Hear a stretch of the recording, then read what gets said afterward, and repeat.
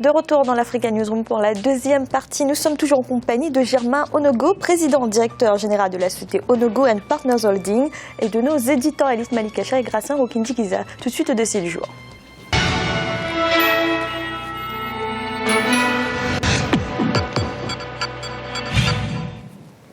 Au Cameroun, des mesures existent pour assurer la promotion des petites et moyennes entreprises qui agissent dans la transformation agroalimentaire des produits locaux. Mais les difficultés demeurent pour ces sociétés en termes de financement et de concurrence. Focus sur Thierry Niamen, un patron de PME qui a réussi malgré ces obstacles. Un reportage de notre envoyé spécial Serge Kofi. Produire ce que nous consommons, consommer ce que nous produisons, cette phrase est le leitmotiv de Thierry Niamen, docteur en mécanisation agricole. Il se lance dans l'agroalimentaire convaincu que la transformation des céréales produites localement peut avoir un impact sur l'économie en créant des emplois, mais aussi en assurant la sécurité alimentaire de ses concitoyens. Pari gagné, puisqu'aujourd'hui son entreprise est une réussite. Pour réussir, Thierry Niamen a dû faire face à plusieurs obstacles allant du manque de confiance des banques à la concurrence des multinationales. C'est ici, dans la banlieue de Yaoundé, que Thierry Niamen a établi son unité de production. Il sait que l'industrialisation est le seul moyen d'atteindre le développement économique, mais aussi que l'importation de produits pèse trop lourdement sur la balance commerciale de son pays. Alors, il a misé sur les produits locaux. La matière première vient de nos champs. Cette matière première, qui généralement n'est pas très propre, doit passer à un dépoussiérage. Et on doit faire un tri manuel. Ça, c'est la zone de tri manuel. Dans cette zone de tri manuel sont traités chaque mois près de 100 tonnes de produits bruts qui seront dérivés en produits consommables sur le marché. Tous nos produits tantis sont spécifiés dans les poudres pour bébé. Nous avons de l'huile faite à pression à froid. Nous avons des farines de soja. Nous avons des chapelus, des bouillies et des croquettes, des agrignotées. En quantité de tonnes d'arachide transformées, ici nous avons pratiquement 3 tonnes d'arachide transformées. Nous avons 95% d'extraction d'huile. Chaque matin, les produits sortent de l'usine à destination des points de vente. Pour atteindre des zones reculées, des équipes à moto sillonnent les routes. Du champ à l'usine et de l'usine au marché, Interfood semble avoir trouvé le chemin vers l'amélioration de la sécurité alimentaire au Cameroun.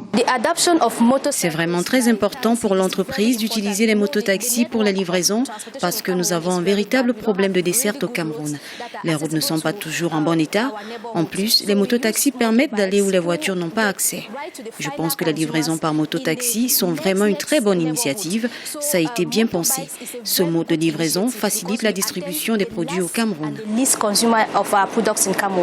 Les produits tantis ont été très vite plébiscités par les consommateurs et occupent une bonne place dans les rayons des supermarchés camerounais. Mais répondre aux besoins n'est pas simple. Pour réduire les coûts de production, l'entreprise doit mécaniser les étapes de fabrication de ses produits. Un effort qui demande une expertise. Titulaire d'un doctorat en mécanisation agricole, Thierry Niamen a fabriqué lui-même la plupart des machines de son unité de production. Partout là où vous voyez ici, nous avons commencé par un travail manuel. Que ce soit au niveau de l'ensacheuse automatique, nous sommes d'abord allés manuellement pour comprendre la technologie. Parce que tout part, il n'y avait pas de bouillie en poudre dans notre pays. Donc, il fallait que nous, en tant que précurseur, il fallait non seulement à partir de mes compétences, savoir quel est le type de machine approprié, surtout adapté à la matière première locale, mais surtout aux produits output que nous allons déposer au niveau de nos consommateurs. Donc cette formation m'a beaucoup aidé, puisque la première machine qui est la presse à huile est une conception personnelle. Aujourd'hui, nous sommes en train de faire des snacks, c'est-à-dire des produits à grignoter, que nous donnons, mais c'est encore manuel. Mais je peux vous assurer qu'avant la fin de l'année, vous allez voir déjà des machines très adaptées pour pouvoir apporter, surtout augmenter la plus-value. Parce que quand c'est encore avec la main, les coûts de production sont assez élevés. Selon les démographes, la population de l'Afrique subsaharienne va atteindre d'ici 2050 2 milliards de personnes. L'augmentation des besoins alimentaires sera plus rapide encore en raison de l'émergence des classes moyennes au plus grand pouvoir d'achat. Pour répondre à cette demande, tout en valorisant la production agricole locale, les entreprises agroalimentaires africaines comme celle d'Interfood doivent être aux premières loges. Pour cela, elles doivent obtenir l'appui des pouvoirs publics à travers des incitations fiscales. Germain Onogo, comme on a pu le voir dans le reportage, les PME font face à d'importantes difficultés pour pouvoir développer leur activité. Quelles mesures peuvent être prises par l'État pour soutenir ces PME? Alors, j'ai dit, la première chose que je vais dire, c'est que je tire le chapeau à ce promoteur qui a pu quand même tirer son épingle du jeu.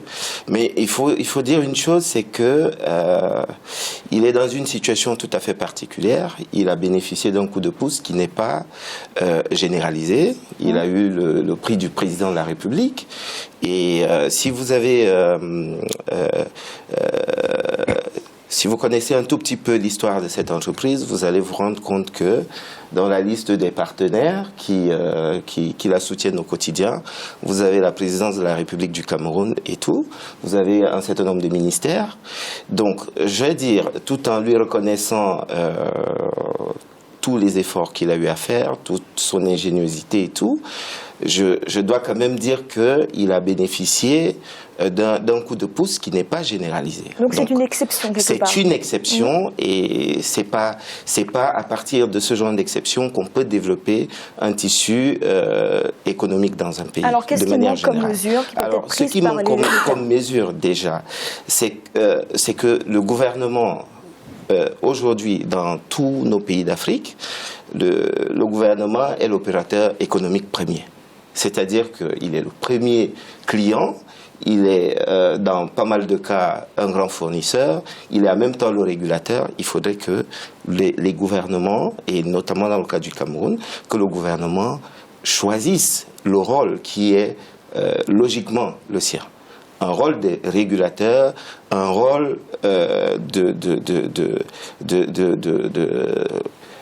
comment dirais-je? C'est-à-dire qu'il appartient au gouvernement de pouvoir faciliter la tâche à tous les opérateurs et de se mettre en dehors du jeu pour pouvoir réguler. Donc, les premières mesures que je vois, il faut déjà permettre aux entreprises qui essayent de s'organiser de pouvoir accéder facilement au financement.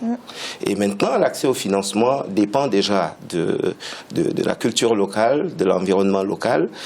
Les conditions qui sont posées par des banques classiques ne sont pas toujours à la hauteur de tous les promoteurs, de tous ceux qui sont des porteurs de projets. L'État peut agir. L'État peut agir justement en créant des mécanismes tels que ce que nous proposerons bientôt dans ce pays-là, une sorte de label qui permette à tous ceux qui respectent les conditions de qualité, d'organisation, de transparence dans la gestion, de pouvoir bénéficier d'une sorte de caution de l'État pour que les banques puissent les financer. Il n'appartient pas à l'État de financer, parce que l'État, ce n'est pas son rôle. À partir du moment où l'État va commencer à financer, nous allons retrouver le problème de l'État, le problème général de l'État qui est celui de la corruption. Et donc, ça ne marchera pas. Par contre, l'État, si l'État se positionne comme caution, je suis convaincu que les banques vont pouvoir suivre. Ça, c'est une voie. Et d'un autre côté, il ne faut pas négliger le problème de qualité. Parce que jusque-là, vous avez vu comme cet entrepreneur, vous avez vu le processus de fabrication et tout. Jusque-là, nous n'avons pas vu clairement le problème de la qualité selon les normes reconnues internationalement. Parce que justement, le reportage parlait de la concurrence. Alors les produits ont du mal à s'exporter par non-respect des normes. Parce que voilà, il est obligé en l'état actuel de se cloîtrer au niveau du Cameroun, mais c'est pas ça l'objectif. Donc du coup, l'État peut encourager la mise en place de la normalisation dans tous ces domaines productifs pour permettre aux opérateurs de produire à une qualité internationalement reconnue. Et à partir de ce moment-là, c'est un levier important. On sait que le marché est ouvert, il n'est plus restreint à la simple population locale d'un pays. Maintenant, le produit peut s'exporter parce que il est reconnu de bonne qualité par tous. Voilà. Donc, c'est autant de mesures qui peuvent être mises en place par l'État. Gracien, vous êtes d'accord, les principales difficultés pour les PME, c'est essentiellement le financement et la compétitivité? Je dirais, pour moi, si quelqu'un a une idée qui intéresse, qui a un marché, qui peut avoir un marché, il pourra accéder au financement. Parce que les banquiers, il faut dire que les banquiers ont des liquidités, mais ils ont peur de financer quelque chose qui ne marchait pas. Et s'il y a un projet, ce qu'on appelle communément dans les termes économiques, un projet bancable, il est vraiment difficile de ne pas avoir des financements parce qu'il n'y a pas beaucoup de projets en fait qui valent la peine et en même temps qui ont un marché. Et concernant la compétitivité, il faut qu'il y ait, si on a un produit qui est porteur, il faut aussi travailler au niveau des coûts, le coût de revient de ce produit, ne pas faire comme dans beaucoup de pays ou beaucoup d'entreprises en Afrique, on le voit. Dès que quelqu'un crée une entreprise, il s'achète une voiture Mercedes avec des frais, des notes de frais, il voyage alors qu'il n'a pas encore commencé à produire et que finalement la marge ne lui permet pas ce standing. C'est là justement où se trouve la compétitivité. La compétitivité commence au niveau des coûts, d'abord pour soi-même et le dirigeant, et puis en même temps pour avoir une bonne gestion et certaines idées. Et juste pour parler de ce que notre invité a dit, l'État en principe, l'État je pense ne pourrait pas apporter une caution à toutes les entreprises qui démarrent, parce que ça serait la faillite de l'État, mais l'État pourrait disons aider à ce qu'il y ait une caisse de caution, pourrait mettre de l'argent d'abord pour subventionner la caisse et demanderait à chaque créateur et même aux entreprises qui existent de payer une petite taxe qui va dans la caisse de caution pour cautionner les autres entreprises qui démarrent, qu'il y ait un bon financement, mais à condition qu'il y ait une idée qui est porteur, en même temps qu'il y a un marché. On ne peut pas produire pour ne pas vendre, on doit d'abord regarder s'il y a un marché avant de produire. Germain Onogo, j'ai vu que vous vouliez réagir par rapport au financement. Pardon ? Par rapport au financement. Oui, par rapport au financement, je dis, déjà tout à l'heure, lors de ma première intervention, j'ai omis de parler de la responsabilité des promoteurs eux-mêmes. Dans la plupart des cas, ils sont individualistes parce qu'ils veulent à tout prix avoir la primauté de l'invention, de la création de tel ou tel process ou de l'initiative de tel ou tel projet. Chez nous, la culture de l'entrepreneuriat pour grandir n'existe pas encore. Donc les promoteurs, ce que je peux leur dire déjà, c'est de pouvoir s'organiser en groupe. Parce que tout seul, forcément, on avance lentement et on n'est pas sûr d'arriver. Et si les promoteurs pouvaient également s'organiser sous une forme pluridisciplinaire, c'est-à-dire que celui-là, par exemple, on a vu, il est docteur en mécanique, il aurait pu, s'il s'était mis avec des financiers, des spécialistes de marketing et tout, et chacun travaillerait de manière spéciale en sachant qu'il est en même temps propriétaire de l'entreprise. Donc, à leur niveau, je dis, se regrouper pour être un peu fort. Après, il y a aussi les groupes de pression qu'il faut créer à un moment donné, parce qu'au Cameroun, je suis originaire du Cameroun, les jeunes entrepreneurs là-bas ne sont pas très perspicaces. Ils n'ont pas compris ce que c'est qu'un groupe de pression. Ils ne savent pas qu'en s'organisant, ils peuvent être plus forts, ils peuvent peser dans les orientations, y compris du gouvernement. En termes de financement, je vais dire à Gratien que l'État ne peut pas financer, ne peut pas cautionner tout le monde, mais l'État est responsable de tout le monde dans un pays. À partir de ce moment, il y a des modèles que l'État peut mettre en place. Il y a des règles, justement. Si les règles sont mises en place, si l'État encourage la mise en place de la labellisation en matière d'entreprise,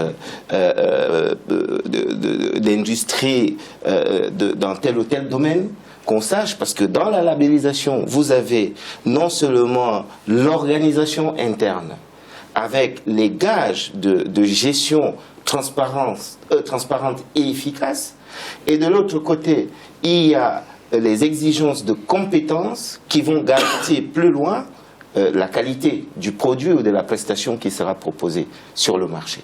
À partir de ce moment-là, je pense que en parlant de projets bancables, les banquiers auront donc des projets plus lisibles, portés par des personnes suffisamment reconnues comme étant aguerries pour mener ces activités. Il y aurait donc confiance avec la caution de l'État. L'État ne peut pas laisser certains au bord de la route. L'État est responsable de tout le monde.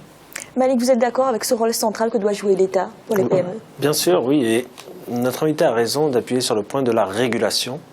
L'État doit être un régulateur de ce marché-là, notamment dans l'agroalimentaire. L'agroalimentaire, bon, selon les derniers chiffres que j'ai pu voir, selon le FNE, c'est quand même 33% de l'activité industrielle. C'est 10 à 15% du PIB, ça dépend des années. Donc c'est un secteur, je dirais, névralgique pour le Cameroun. Donc l'État, oui, doit avoir ce rôle de régulateur. Et sur un point, par exemple, sur le rôle de la contrebande. Qu'est-ce qui est fait pour lutter contre la contrebande? Notre invité parlait que nous sommes actuellement dans des marchés ouverts, c'est vrai. Il y a des produits qui rentrent, qui sortent. Et la notion de labellisation, moi, me plaît bien dans le sens où, effectivement, on peut justement labelliser un produit pour qu'il ne souffre pas justement de cette contrebande qui est parfois massive, pas seulement au Cameroun, mais dans d'autres pays et dans ce secteur-là, par exemple. Donc oui, il y a beaucoup de choses à faire. Il y a une modernisation de la filière, incontestablement. Il y a un volet de la formation également qu'il faut aborder. Et ça, c'est inhérent au Cameroun, mais c'est aussi inhérent à beaucoup de pays africains. Donc on peut généraliser le cas du Cameroun, même si effectivement, et notre invité a raison sur ce point-là également, c'est la nécessité de vulgariser les nouvelles techniques de production. On ne peut pas s'arroger comme ça une technique de production sous le précepte qu'on l'a inventé et que ça ne peut pas disposer aux autres producteurs. Donc effectivement, et là, c'est là que l'État doit jouer son rôle d'autorité. C'est là. Et donc, moi, j'ai bon espoir pour cette filière parce que, bon, même si l'État a mis du temps à justement accélérer cette dynamique, il y a des partenariats avec des centres d'innovation qui sont en train de se mettre en place. Je ne dis pas que c'est la réponse à toutes les solutions de cette filière-là. Il y a beaucoup de choses à faire, mais c'est en train de se faire. Mais ça mérite beaucoup plus d'attention que ça n'est actuellement. Merci. Tout de suite, un rappel des titres qui ont été développés en début de cette émission. En Tunisie, un couvre-feu a été décrété de 20h à 5h du matin à partir de ce 22 janvier. Une décision prise une semaine après la mort d'un jeune chômeur dans la ville de Kasserine et après plusieurs jours de manifestations de sans-emploi. Une contestation qui continue d'ailleurs à s'étendre. Et au Burundi, une délégation d'ambassadeurs des Nations Unies est arrivée ce jeudi. Ils ont constaté la situation de violence dans laquelle se trouve actuellement le pays. Ils doivent également convaincre pouvoir et opposition de reprendre le dialogue. Nous allons marquer une nouvelle pause d'instant, la troisième partie de l'Africa Newsroom.